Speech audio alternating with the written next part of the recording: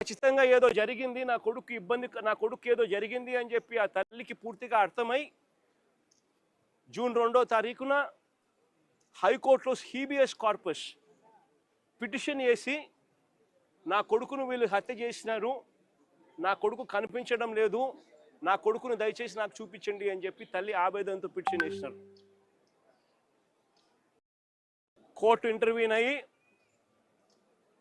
హీబియస్ corpus మీద స్పందించే కార్యక్రమం చేస్తే ఆ తర్వాత మనలాంటి వాళ్ళు అందరూ కూడా జరుగుతూ ఉన్న అన్యాయాన్ని చూడలేక అందరూ కూడా ఆ తల్లికి సపోర్టుగా నిలబడితే అప్పుడు గత్యంతరం లేక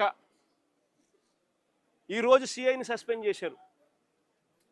నేను అడుగుతా ఉన్నా, సిఐని ఎందుకు సస్పెండ్ చేశారని చెప్పి చెప్పగలరా? సిఐని ఎందుకు సస్పెండ్ చేశారని?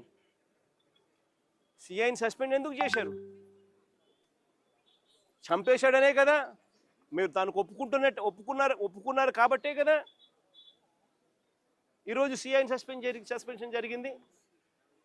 అంటే ఒకే పోలీస్ స్టేషన్లోనే ఆ సిఐ పరిధిలోనే ఆ సిఐని ప్రొటెక్ట్ చేస్తూ ఏసీపీని ప్రొటెక్ట్ చేస్తూ కమిషనర్ని ప్రొటెక్ట్ చేస్తూ డీజీపీ మొత్తం అందరికీ తెలిసి సిఐ స్టేషన్లో ఒక హత్య కాదు పోలీస్ స్టేషన్లో ఇలాగనే కొడుతూ ఒకరు చావుకు కారణమైతే ఇంకొకరు ఆత్మహత్య చేసుకుని వీడియో ద్వారా తన మెసేజ్ను తెలియజేసిన పరిస్థితి. నేను ఒకటే చెప్తా ఉన్నా, ఈరోజు సస్పెన్షన్ అంటే ఏంది? టెంపరీగా ఒక పోలీస్ ఆఫీసర్ను డ్యూటీస్ నుంచి తప్పించడం. అంటే ఒక మనిషి హత్య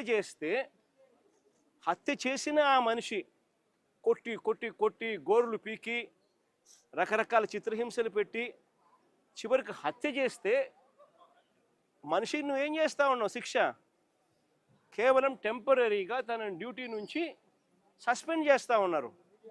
ఇదే చేయాల్సింది. అది కూడా ఇంత పెద్ద ఇష్యూ అయి బయటకు వచ్చిన తర్వాతనే మీకు చేయాలన్న కనీసం ఆలోచన అన్న వచ్చింది. ఇది బయటికి రాకపోయినంటే అది కూడా ఆలోచన కూడా వచ్చేది కాదు. ఒకవైపున ఇంత హేయమైన కార్యక్రమం జరిగింది అని అంటే ఆ సిఐని, ఆ బాధితుడైన ఏసీపీని, ఆ బాధ్యులైన కమిషనర్ను, వీళ్ళందరినీ డీజీపీ వరకు కూడా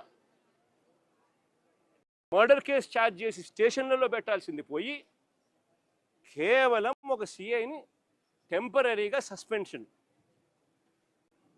దాని అర్థమైంది, అందరూ పగడ్బందీగా కలిసికట్టుగా నేరం చేసి తూతూ మంత్రంగా కంటి తుడుపు